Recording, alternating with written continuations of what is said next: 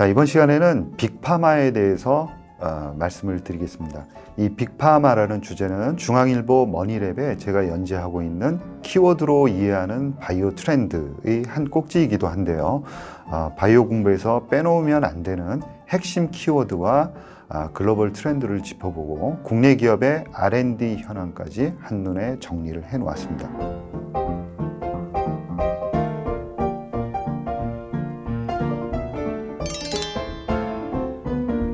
자, 그럼 빅파마에 대해서 말씀을 드리겠습니다. 빅파마라는 단어는 한 번 정도 이제 들어보셨을 것 같은데요. 작년입니다. 2022년 물가가 상당히 급등을 했죠. 그래서 FRB에서는 물가를 낮추기 위해서 기준금리를 급속도로 인상을 했습니다. 그래서 기준금리를 인상하게 되면은 기업들의 실적이 떨어지기 때문에 따라서 미국의 S&P 500은 급락을 하게 되었죠. 연간 단위로 보면 17% 하락을 했습니다. 그런데 헬스케어 관련한 대형주, 즉 빅파마가 많이 들어가 있는 XLV라는 ETF는 0.4% 상승하는 상당히 견조한 모습을 보였습니다. 경기 침체가 예상되는데도 불구하고 빅파마가 주가 측면에서는 상당히 견조한 모습을 보였는데 그 이유는 무엇인지, 그리고 과연 빅파마는 무엇인지에 대해서 조금 더 소상하게 말씀을 드려볼까 합니다. 빅파마를 구분하는 명확한 정의가 있는 것은 아닙니다. 과거에는 1년 동안 사용하는 R&D 투자 금액이 얼마냐라는 기준을 가지고 빅파마를 이야기를 많이 했는데요. 이제는 매출액이라든가 아니면은 시가총액 등 다양한 기준을 가지고 빅파마를 구분하기도 합니다. 따라서 헬스케어 산업에서 매출액이라든가 또 시가총액 그리고 연구개발 자금 등 이러한 기준 등으로 봐서 순위 안에 들어가는 대형 제약 바이오 회사를 빅파마다 이렇게 이제 칭하고 있는데요. 빅파마가 1년간 사용하는 R&D 규모는 어느 정도일까요? 2021년 기준으로 R&D 비용이 가장 큰 기업들 10개를 이제 먼저 살펴보면은 가장 먼저 로슈입니다. 로슈는 141억 달러를 연구개발비로 투자했습니다. 우리나라 금액으로 하면 어느 정도 될까요? 한 18조 원 정도 될까요? 화이자가 138억 달러, 그리고 존슨앤존슨이 118억 달러, 그리고 머크가 미국 머크입니다. 101억 달러, 그리고 브리스톨 마이어스 스quibb이 95억 달러, 노바티스가 90억 달러, 그리고 아스트라제네카가 80억 달러, 일라이 릴리가 76억 달러, 그 다음에 사노피가 67억 달러, 에피가 65억 달러 순입니다. 2022년도 기준으로 해서 우리나라 기업들 중에 가장 큰 기업, 연구개발비를 가장 많이 사용한 기업 10개의 금액을 다 합쳐봐도 2조 1,500억 정도밖에 지나지 않아서 로슈 1년간 사용하는 금액의 10% 남짓밖에 안 됩니다. 그러니까 빅파마가 어느 정도 규모인지 대략적으로 짐작하실 수 있을 것 같습니다. 한 개의 항암 치료제를 개발하는 데는 2에서 3조 원 정도 소요가 되고요. 기간적으로 보더라도 약 10년 이상 걸린다고 이야기됩니다. 따라서 수천억 원의 임상 3상을 진행을 동시에 할 수 있는 그런 체력은 우리나라 기업들이 도저히 할 수 없다라고 봐야 되겠죠. 전체적으로 빅파마들의 매출액이 300억 달러에서 600억 달러 정도 됩니다. 그리고 계략적으로 20% 정도를 연구개발비로 사용한다. 이렇게 이제 보시면 될 것 같습니다. 이런 빅파마들의 매출액과 그 다음에 연구개발 비용, 이 어마어마한 비용을 감당할 수 있는 것, 이유는 무엇일까요? 그것은 바로 블록버스터 때문입니다. 블록버스터라는 것은 미충족 수요가 큰 질환에 대해서 10년 이상의 연구개발을 통해서 만약에 성공을 하게 되면은 상업화를 다른 회사들보다 먼저 진입을 하게 된다면은 엄청난 규모의 현금 흐름을 수년간 지속적으로 갖게 되는 거죠. 그래서 이러한 블록버스터의 현금 흐름이 바로 연구개발 능력의 근간이 된다라고 말씀을 드릴 수 있습니다. 통상 이 블록버스터라는 것은 우리나라 금액으로 한다 그러면 1조 원, 그러니까 유한양행이 최근에 이제 도전하고 있는 거죠. 그리고 미화 달러로는 10억 달러 이상을 블록버스터다 이렇게 칭하고 있는데요. 미국 머크의 키트루다라든가 에피의 휴미라 같은 경우가 블록버스터의 대표적인 사례라고 볼 수 있습니다. 머크의 이제 키트루다 같은 경우에는 승인된 지 8년이 지난 2022년도에 209억 달러의 매출액을 올렸습니다. 에피의 휴미라도 마찬가지 정도의 규모의 매출을 올렸습니다. 그리고 휴미라 같은 경우에는 2022년까지 누적 그 매출액이 2,190억 달러에 이릅니다. 그러니까 한 번 성공한 그런 블록버스터가 나온다 그러면 대규모의 현금 흐름을 이 빅파마들은 갖게 된다라고 볼 수가 있는 거죠. 신약 물질에 대한 임상의 성공 가능성은 계략적으로 10%를 넘지 못합니다. 그러니까 대부분의 치료 물질, 연구개발 물질들은 실패하고 전부 다 폐기된다. 따라서 이 블록버스터라는 단어는 살아남은 자들이 모든 것을 얻게 된다라는 바이오 산업의 냉혹함을 잘 보여주고 있다라고 설명드릴 수 있습니다. 이 블록버스터를 포함한 모든 치료제들은 특허 기간, 즉 독점 기간을 부여받게 됩니다. 그래서 특허가 만료가 되면은 제네릭이라든가 바이오 시밀러가 나오면서 약가가 급락을 하게 되는 거죠.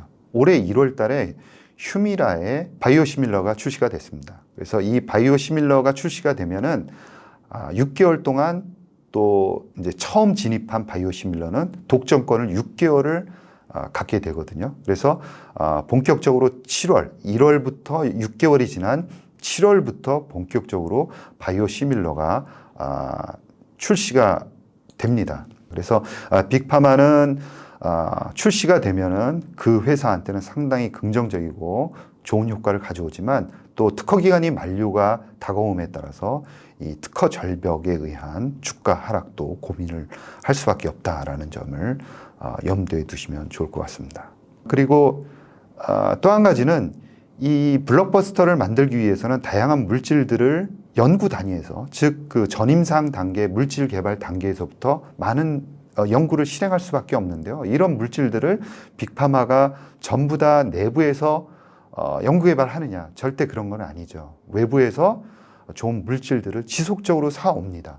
그래서 외부에서 사온 물질들을 가지고 연구 개발을 하는 거 아니냐? 빅파마가 혁신이 없는 거 아니냐, 이런 이제 욕들도 많이 먹고 있는 거죠. 이 외부에서 사오는 물질의 비율을 좀 살펴보면 글로벌 데이터 자료에 의하면 2017년도 빅파마의 내부 개발 비중은 65%에 달했지만 2018년도 이후에 급격히 떨어지기 시작해서 2020년도에는 32%까지 하락합니다.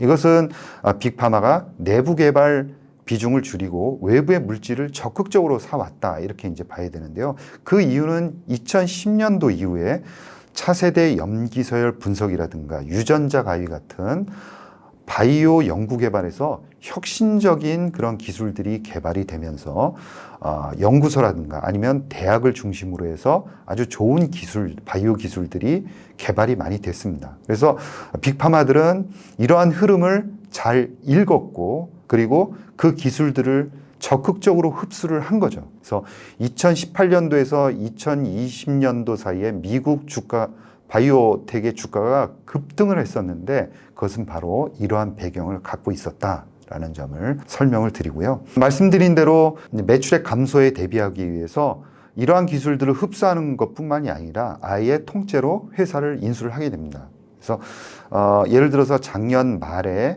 암제니 호라이즌을 인수하겠다라고 발표를 했었죠. 여기에 대해서 FTC, 미국 공정거래위원회는 반대 의사를 상당히 이제 펼쳤고, 나중에는 이제 화해함으로써 잘 해결이 되었지만, 어찌됐건 이렇게 적극적으로 M&A를 빅파마들은 한다라는 거고요. 올해 들어서 머크가 프로메데우스, 그 다음에 특히 이제 화이자가 시젠을 인수를 하게 되는데, 이 시젠을 인수하는 금액이 430억 달러에 이르고 있습니다. 그래서 빅파마들은 검증이 된 약들, 그리고 그 기술들을 아예 통째로 흡수함으로 인해서 장기적인 성장 전략, 그리고 특허 절벽에 대응을 하고 있다라는 점을 염두에 두시면 좋을 것 같습니다.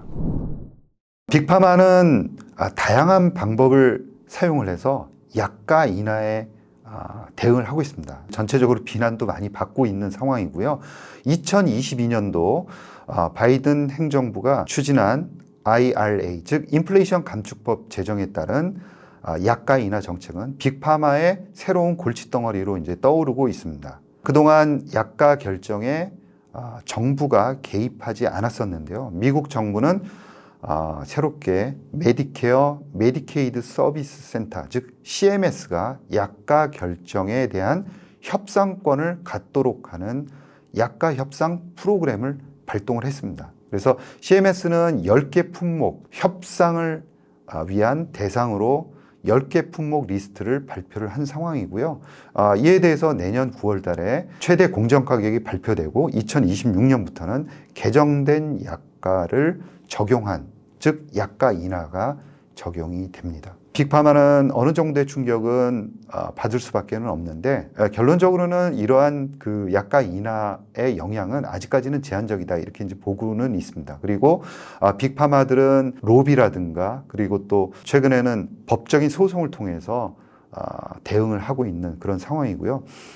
빅파마의 이 로비 능력은 상당히 강합니다. 이거는 역사적으로 그런 여러 가지 사건들이 보여주고 있는 명백한 사실이라 어떻게 이러한 약가 인하가 진행이 될지에 대해서는 차후에 자세하게 좀 지켜봐야 된다, 이런 견해를 말씀을 드리고 싶고요. 수십 년 동안 이 자금력이라든가 그다음에 기술력을 또 확보를 하고 특히나 이 마케팅의 연구개발 비용보다도 더 많은 비용을 쓰면서 그 주변 세력들을 자기의 편으로 확보하는 그런 능력들, 그리고 전방위적인 이런 로비 활동들을 통해서 지배력을 키워온 이런 빅파마를 중심으로 한 제약바이오 업계의 성장은 향후에도 지속될 수밖에 없다, 이렇게 이제 생각을 합니다. 빅파마는 제약바이오 산업의 생태계를 구성하고 있는 그런 거목과도 같다, 이렇게 이제 표현을 할 수가 있고요. 빅파마가 이 바이오 업계에서 하고 있는 가장 중요한 역할들은 임상 3상의 대규모 자금이 들어가는데 대부분 그 역할들을 빅파마가 수행을 하고 있습니다. 그리고 M&A를 통해서 업계의 그런 원활한 자금 흐름, 그 다음에 연구개발의 선순환을 가져오고 있다라는 점은 명백하게 명과 암을 구분한다 그러면 명 쪽에 해당하는 그런 역할이다라고 볼 수가 있고요. 이상으로 빅파마에 대해서 조금 소상하게 여러분들께 말씀을 드렸습니다. 여러분들께서 빅파마에 대한 이해를 하시는데 조금이나마 도움이 되셨으면 합니다. 여러분 경청해 주셔서 감사합니다.